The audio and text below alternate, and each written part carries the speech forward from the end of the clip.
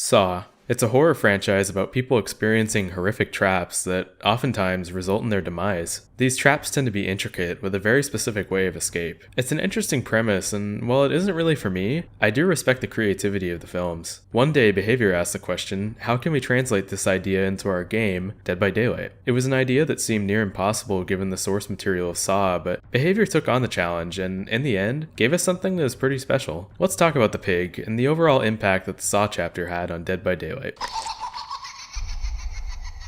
Figured I'd get this out of the way. Spoiler warning for the Saw films, in case anyone is worried about that. Anyway, the Saw chapter was DBD's 7th DLC chapter added, released in January of 2018. This was in that weird era when Behavior was getting licenses left and right. The Saw chapter was literally the 3rd licensed killer in a row. I have to imagine that Behavior was pretty busy during this time, seeing as some of the killers from this era came out less than desirable, at least when they first released. I remember first hearing that content from Saw was added to DBD, and I genuinely wondered how they could possibly create a power out of that film franchise. It just didn't seem like it would be a good fit, but Behavior flexed their creativity muscles and managed to make something that is actually really cool. As is usually standard, this chapter included 1 survivor, 1 killer, and 1 new map. The killer is the pig, otherwise known as Amanda Young from the Saw films. The survivor is Detective David Tapp, and the map featured for this chapter is the Gideon Meat Plant, otherwise known as The Game. Let's first talk about the devoted disciple of John Kramer. Amanda is an extremely interesting character to me. She's essentially a completely broken woman, but was able to survive one of Jigsaw's traps. Even though she survives, Amanda decides to join him, basically becoming an apprentice of John Kramer. On the Dead by Daylight side of things, her lore bio does a pretty great job of explaining why she would be motivated to continue her work, this time under the direction of the entity. Check out this small paragraph from her lore. Had she been damned? Cursed to spend her days here in this guise? Or maybe this was another test. Maybe she hadn't failed at all. John always thought one step ahead of everyone else, planned for every eventuality, and he would never give up on her, surely. Jigsaw may have gone, but he had passed her on to another, a being for whom she would be the pig again. I love these few sentences from her bio. This is way more than we usually get for even non-licensed characters. It almost perfectly explains why Amanda now works for the entity. She is aware that John Kramer is gone, but Amanda simply assumes that he had thought ahead, ready to pass her on to another person that she can be a disciple to. Of course, the irony of this is that Amanda isn't exactly aware of who she is working for, and I'd argue that the entity is a lot more restrictive than even John Kramer. Next, I'm going to talk about the pig's power, known as Jigsaw's baptism. I like to think of this power as being split into 3 parts. This was definitely that era when killer designs were only just starting to get a little more loaded and complex. Just to get her base killer stats out of the way right now, the pig moves at the standard 115% movement speed and has a 32-meter terror radius. I'll go over all 3 parts of her power individually, starting with stealth. The pig has a stealth option. She can crouch at any time, which completely removes her terror radius and red stain, but she moves at only 90% movement speed, 10% slower than survivors. The pig can also stand up at any time out of her crouch. The second part of the pig's power is her ambush attack. Like I just said, the pig can choose to stand up out of her crouch, but she also has the option to unleash an ambush attack directly out of her stealth mode. This ambush lasts for 2 seconds, and the pig moves at a largely increased 172.5% movement speed during the ambush. The pig makes a little roaring noise when initiating an ambush, which gives survivors a small amount of time to react. The last part of the pig's power is her reverse bear traps. These are considered by many to be the main part of her power, and they are also the primary way that the Saw films are portrayed in DBD. These reverse bear traps are taken straight from the movies, but have different means of escape than what is shown in Saw. The pig starts each trial with 4 traps. These traps can be placed on a survivor that you have knocked down. Whenever a trap is placed, it is not active immediately, but if the survivor team completes any generators, every trap currently placed on any survivors will activate. Once they are activated, the reverse bear traps have a timer that starts to tick down. By default, this timer is 2.5 minutes. From this point, it's a race against the clock. Survivors have to search Jigsaw boxes, attempting to find the right key to take off their reverse bear trap. If they don't find the right box in time, the trap will snap, instantly killing that survivor. As far as escaping the trial goes, survivors can leave with a trap on their head if it isn't actively ticking down, but if it is counting down, attempting to leave through the exit gates will also trigger the trap, causing instant death. Survivors can escape through the hatch with a trap on. It doesn't matter if it's counting down or not. I touched on it a little bit earlier, but this was quite a complex and loaded power for the time it came out. During this time, we didn't really see killers with this many components to their power, so it was an interesting and welcome surprise to see how advanced the pig was. I'll touch more on my thoughts on the pig's power later, but I first want to talk about the survivor of this chapter. The survivor for the Saw chapter is Detective David Tapp. It seems like Saw has quite a lot of characters it could choose to be its survivor, but Tapp honestly feels like a perfect fit. It's interesting in the case of Saw, it basically chose characters from different parts of its history, similarly to the Silent Hill chapter. Tapp is prominently featured in the first Saw film, but he is killed towards the end of that movie. As expected, he looks very little like his movie counterpart, played by Danny Glover. This is to be expected, especially during this era of DBD. It was really difficult, or in many cases next to impossible, to get the license to many characters' faces, so Tapp, like many others, doesn't much resemble the character he is based on. It is interesting though, it seems like the Saw license holders were willing to work with DBD on things. They released 3 separate outfits for both Tapp and the pig years after the chapter came out, which is more than most licensed characters. As far as in-game goes, Tapps feel like a really rare sight in matches. I don't really know why, but you almost never see Tapp. He genuinely feels like one of the rarest survivors to encounter out of the whole cast. I guess to be fair, pretty much any survivor that isn't these 3 aren't seen extremely often, but Tapp feels about as rare as a shiny Pokemon. You really do almost never see people play him.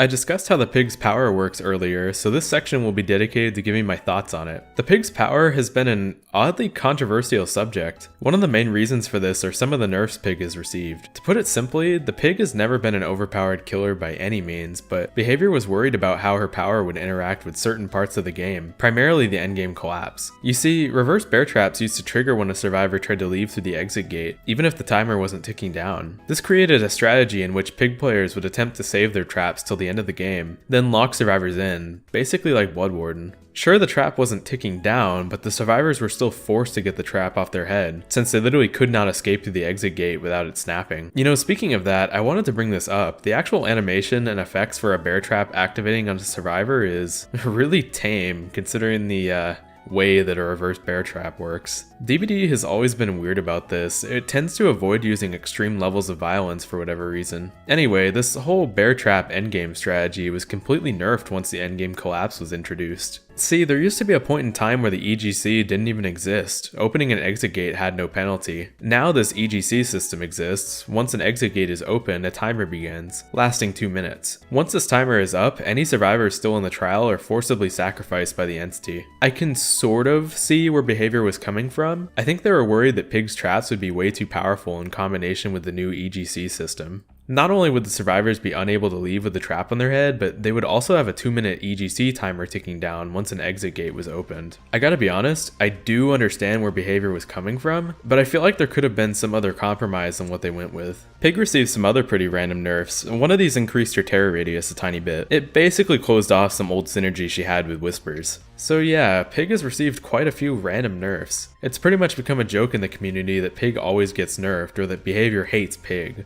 Stuff like that. I don't entirely agree with this sentiment if I'm being honest. I do get why people feel this way, but I also think people forget that Pig has received some really nice buffs too. At one point, Pig's crouch time was drastically lowered, all the way down to 1.3 seconds from 2. This made it much less required to run combat straps, an add-on that significantly lowered her crouch and uncrouch time. I'll admit, I still personally love running the add-on, but it's certainly not required, and as I always say, freeing up add-on slots is crucial for killers, you only get 2. One other buff the Pig received was the newer undetectable status effect while crouching. This lets her be immune to the dreaded object of obsession, and dark sense, while crouched. The last buff I want to talk about also relates to her ambush attack. Behavior changed it so that her ambush attack is no longer treated as a basic attack. A lot of people consider this to be a nerf, seeing as basic attacks affect quite a lot of perks, but I actually view it as a buff personally. Yes, it did close off some potential playstyles the Pig used to have, but it also opened up a new one.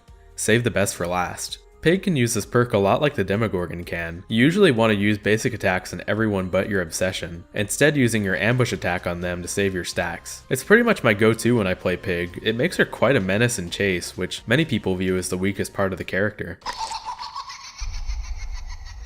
I feel like a lot of people have different views than me when it comes to the Pig, and I have a feeling a lot of people won't agree with me on this next section. With that being said, I think the Pig is really underrated by a large portion of the community. Many people view her as an incredibly weak killer, with some even saying that she is the worst in the game. In my personal opinion, I think that the Pig is far from bad. I actually think she has many advantages. I'm not going to sit here and try to say that the Pig is top tier. She isn't, and she never will be. I only think that she is underrated by the community, and I'd like to explain why. First things first, I think many people blatantly do not use the pig's power correctly. I'm not even talking about one part of it, I really do mean all 3 parts. To start off, stealth. Some pig players, especially inexperienced ones, use this way too much. That's not to say pig's stealth is bad, it's really good in the right situations. However, many pig players tend to use stealth all the time. This is really bad for your overall map pressure. Friendly reminder that the pig moves at only 90% movement speed while crouched, which is really slow. I would recommend walking normally most of the time, but there are absolutely situations when your stealth is great. Using perks like Barbecue and Whispers can help you track survivors, and then you can activate your stealth once you get a little closer to them. I'd recommend that anybody looking to learn pig focuses on improving this, since it's a really crucial mistake that many players make. Next up is her ambush. I feel like a ton of pig players rarely ever use her dash, and I just cannot figure out why. Again, I'm not going to sit here and say that her ambush is applicable at literally every loop in the game, but it can absolutely catch even experienced players at safe tiles. Take this clip for instance. I catch a survivor off guard at the cow tree pallet, probably one of the safer pallets in the whole game. This wasn't a bad survivor either, they were definitely giving me the business during the rest of this match. Many people bring up that all survivors have to do is leave a loop when a pig player starts to crouch, but this also has clear counterplay. Many survivors literally always immediately leave a tile once they see a pig crouch, but you can simply fake a crouch and continue to chase them normally. Is the pig's ambush the best chase power ever? Absolutely not, but it really confuses me when people claim pig has absolutely 0 power in chase. Her ambush isn't at all easy to use, but if you can master it, it can be a genuine threat to even good players. Last up are her traps. This is another case where I really think people misuse them, or at the very least, don't understand their purpose. You see, many people think that pig's traps are intended to get them kills, but this is absolutely not the case. The strength of the pig's traps comes from their ability to slow down the game, while also inadvertently creating insane map pressure in some scenarios. Many people only try to use the pig's traps to get kills, but my philosophy is pretty much the exact opposite. I pretty much place my traps and survivors at the earliest opportunity I can, which has often resulted in some pretty crazy snowball situations in my matches. Don't get me wrong, using your traps specifically to try to get kills is absolutely a strategy. There are entire add-ons focused around this. I played a match of those add-ons and got hilarious results.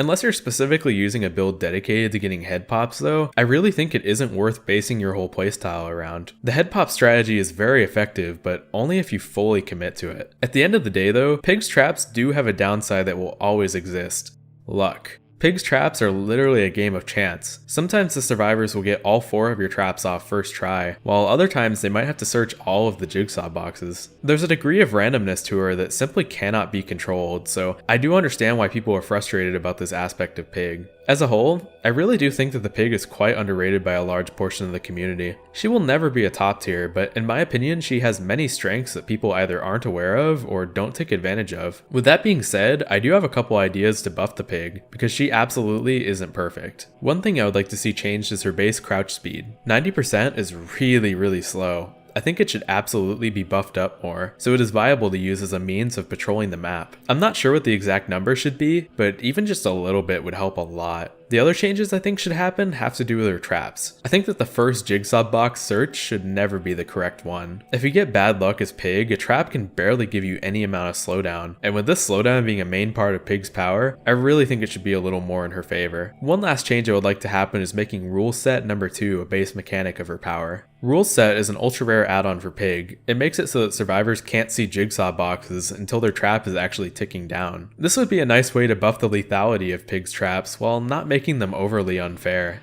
One of the interesting parts about facing pig is the tense situations her traps can provide, but sometimes you can remove your trap before the timer is even activated. Making rule set number 2 a base part of her kit would be a nice small buff you could give to pig, without going too overboard. Since I'm on the topic of controversial opinions, I figured I'd fit this part into this section. I'm going to next talk about a little thing called Boop the Snoot. Oh man, I think I'm gonna make a lot of enemies with this video. I'm gonna be straight up honest, I don't like this whole boop the snoot thing. For any newcomers, I'll quickly explain this strange phenomenon. Basically, the community created this little interaction in which the person playing pig crouches down. The survivor also crouched down to the pig's level and does the point gesture at her snout. They are booping the snoot, as it were. I'm not trying to be the no fun guy here, but this whole interaction sort of bothers me. Like, I get that people are just having a bit of fun, and I completely understand that, but this honestly ruins a lot of games as pig for me. In a game like DBD, having even one person not playing the match basically ruins it for both killers and survivors. I'm fine if the person playing pig initiates a boop the snoot, but I've often run into situations where survivors try to force me to play along. There's absolutely a time and place for it, I think primarily at a match that is already basically over. My issue is that many people try to do this right in the middle of matches, which sort of ruins the overall flow and pacing of the match for me. Sir, I am trying to kill you. Why do I feel like the one being hunted here? I'll say it again, I'm okay with people doing this. I know it's all in good fun. I just wish that people are a little more careful of when they do it. I'm not trying to be mean, but I kinda just want to play the game sometimes, you know?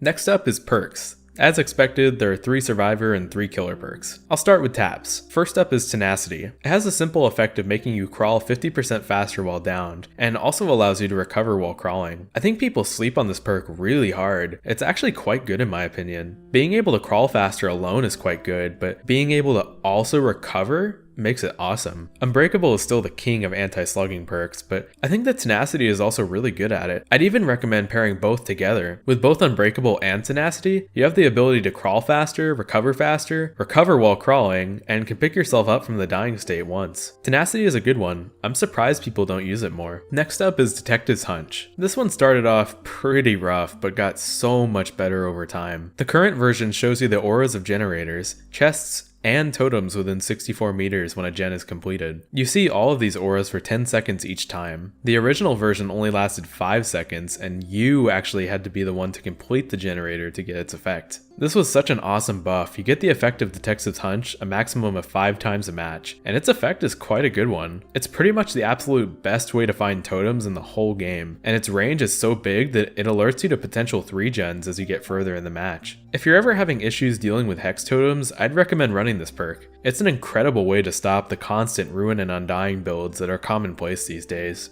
Tap's last perk is Stakeout. Every 15 seconds inside the killer's terror radius, and not in chase, earns you a token, up to a max of 4. When doing a good skill check, a token is consumed, instead making it a great skill check and also granting a bonus 1% in progression. A cute idea with a fun name to match, you're basically literally doing a police stakeout to earn your tokens. In execution, it's okay. The terror radius restriction can make it an annoying perk to use. In some situations, it's awesome, while in others, it's terrible. Definitely not an amazing perk, but still a neat way to get great skill checks if you're not as confident with them yet, while also being an alright boost to efficiency on generator repairs. Next up are the pigs perks. First is Hangman's Trick. The current version gives you a notification if somebody starts to sabo a hook, and while carrying a survivor, you see the auras of any other survivors within 6 meters of any hook. This perk was always designed to be an anti-sabo perk, but it had a much different function before. Previously, Hangman's Trick would regenerate hooks very quickly after they were either saboed or used for a sacrifice, taking only 10 seconds to do so. In the Deathslinger PTB, sabotage was entirely reworked as a mechanic, so Hangman's Trick had to be changed as well. It was changed to the current version, but the aura reading was a whopping 16 meters instead of 6. This pretty much made it so that you saw all 3 of the other survivors every time you picked someone up. It was basically like a better version of barbecue. Hangman's was swiftly nerfed for the live release of Deathslinger. It's just really funny to think we might have seen Hangman's Trick be an actual meta perk. It's not completely terrible, I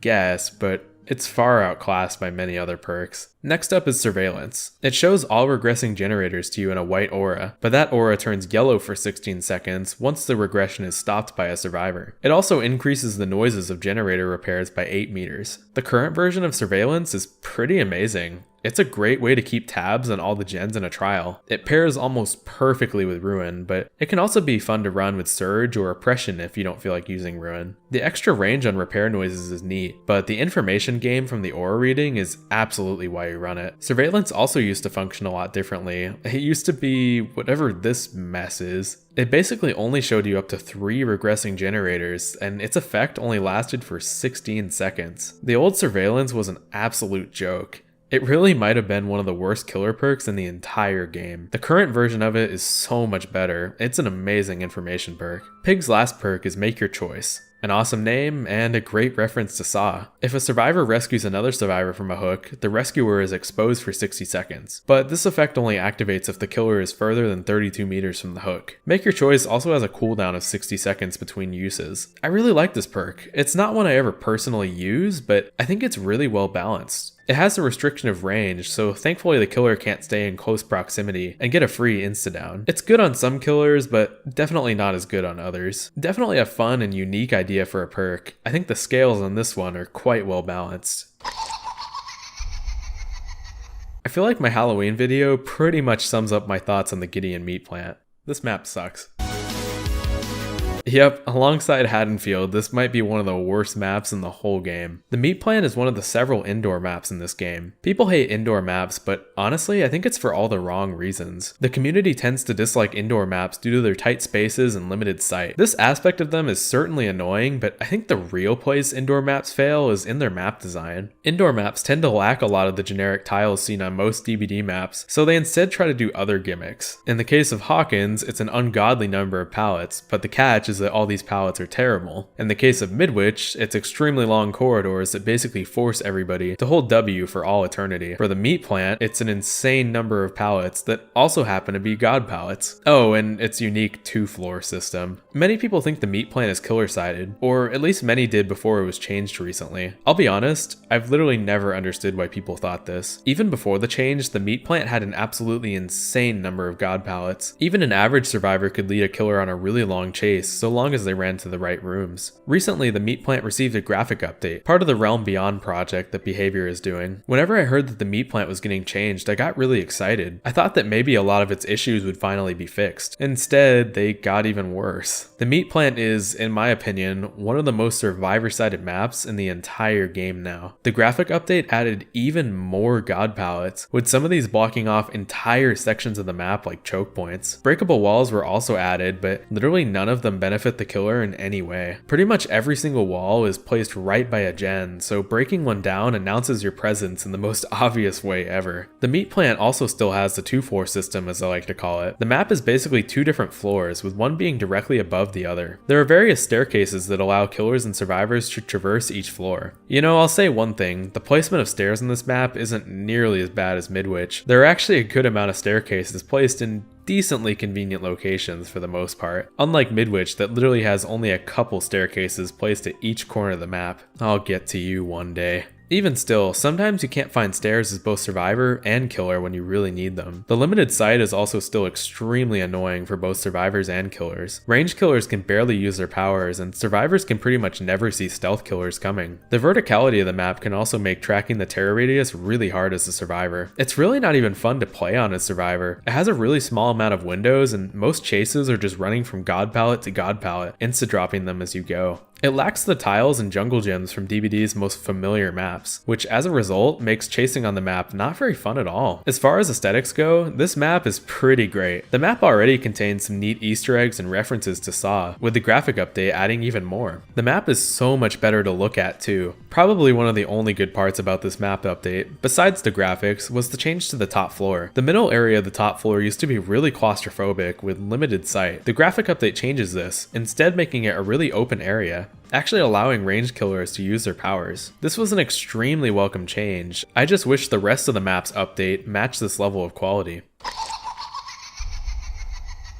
The Saw chapter is great for a lot of reasons, but I think one way this chapter excels is the way it brings the spirit of its franchise into Dead by Daylight. It still absolutely amazes me that Behavior was able to basically create a functioning Jigsaw trap in the game, and yet it works so seamlessly. The actual gameplay aspect of it is really simple, yet as a survivor, you literally feel like you're part of one of Jigsaw's insidious games. The rush you get after narrowly escaping a trap is a pretty great feeling, but I have to admit that sometimes it can be pretty frustrating as Survivor, losing to what is basically a game of luck. I touched on it earlier, but it's really hard to die from a trap unless the pig is specifically running add-ons to make that happen, which I think is a good thing. I really do think her trap should only be for game delay, and should very rarely result in a kill. It's pretty much what you would expect. Dying to a trap doesn't feel very good, but getting one off your head just in time is an excellent feeling. The pig feels like a perfect representation of the infamous Jigsaw killer, with Amanda Young being the best candidate for the job. Sure, John Kramer is basically the man behind everything, but he never intended to be found out. Amanda is a much better fit for the world of DBD. Her near broken mind and evil intentions make her fit right in with DBD's cast of cruel killers. The iconic pig's head, plus the red cloak that is pretty much synonymous with John Kramer. Amanda looks exactly as she should, a broken woman devoted to Kramer's awful cause.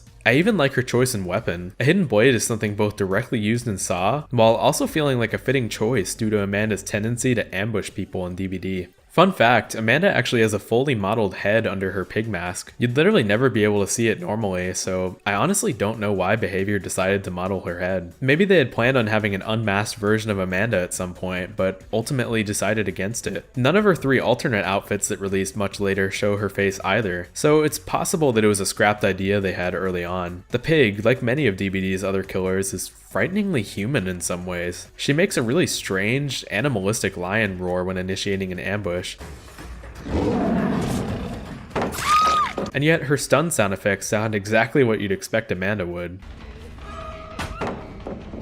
They're oddly cute? Like, you wouldn't really expect it, but I find it quite fitting for Amanda. Oh, and then there's her Mori. It's a huge letdown, if I'm being honest. I mean, this character literally comes from Saw. That movie franchise is kind of known for its extreme violence and unique setups, yet Amanda's Mori in DBD is just a quick stab and swipe. It's yet another case of DBD's odd censorship. I really can't figure out why a character from freaking Saw has a Mori this tame. One last thing I want to talk about is how well the spirit of Saw is shown in DBD. Matches against Pig, for lack of a better phrase, hit different. There's this sense of urgency that you don't really see with other killers, especially if you're trying to get a trap off. Weirdly, I think Pig's power causes survivors to play more selfishly, an every man for himself kind of situation. The scary part about this is you pretty much have to play along with it. Sometimes survivors will be forced into situations where they literally have to get their trap off, so they intentionally have to avoid unhooking a teammate. And this feels very in line with the tone and events of Saw. There are often situations in those films that can be seen as lose-lose for everyone. It's the same way in DBD. Perhaps you have to let a teammate die so you can escape your own reverse bear trap. Make your choice, if you will.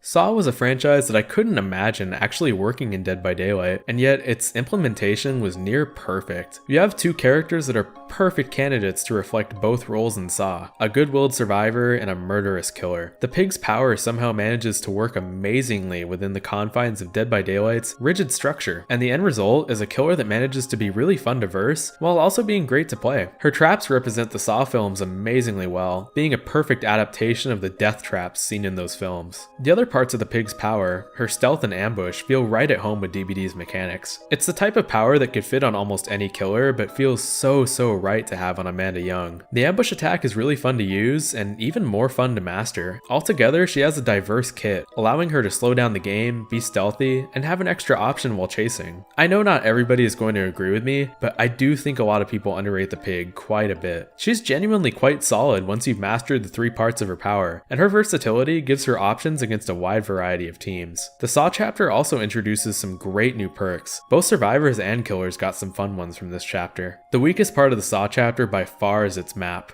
Gideon Meat Plant is one of, if not the worst maps to play on in the entire game. It's terrible to play on as killer, and even though it's extremely survivor-sided, it still isn't very fun as survivor since you're basically just running from god pallet to god pallet. Despite this, I still think the Saw chapter was a great addition to the game. It came out in an era where killer designs weren't exactly at their best, but the pig's design soars above her other licensed slashers. The pig to this day is one of the strangest, yet most brilliant adaptations I've ever seen.